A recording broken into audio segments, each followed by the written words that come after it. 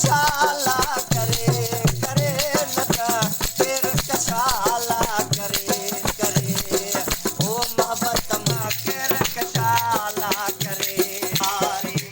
सिंध जी धरती जी तहज़ीब ऐं कल्चर जो प्रोग्राम आहे 5 डिसंबर।